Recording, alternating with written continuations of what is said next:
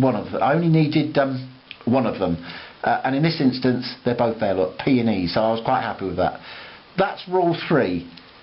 You must use first or second letter in a horse's name. So in other words, in any name that any word you make out of a horse's name, the first or second letter must be in it somewhere.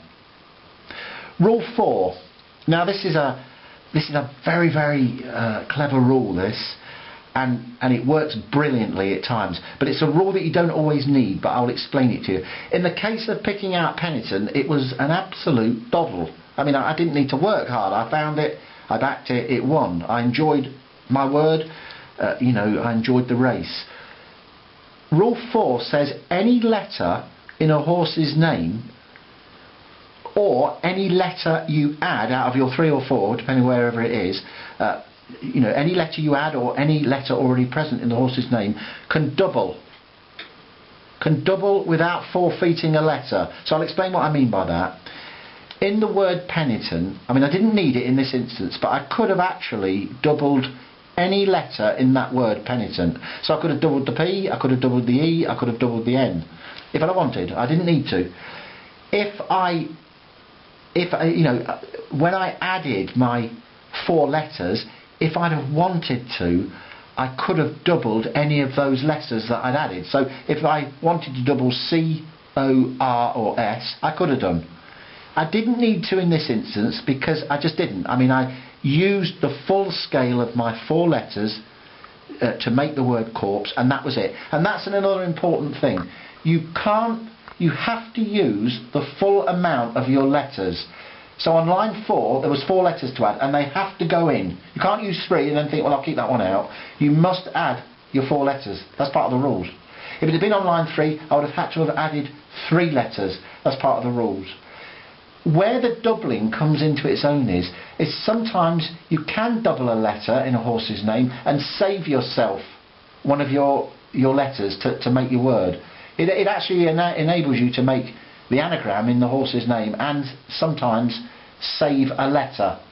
So it's a very useful rule, and you know, there's examples down in this set of rules that one can relate to, but I mean, I'm only showing you this game very briefly in a sense. Rule 5.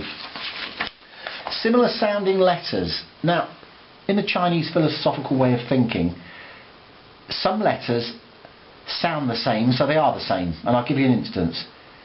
S and Z are similar. They're the same in a way. So Z and S are the same.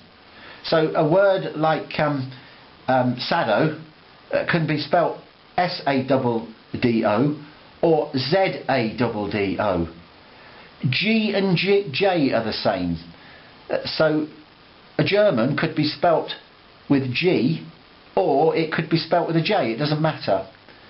K and C are the same.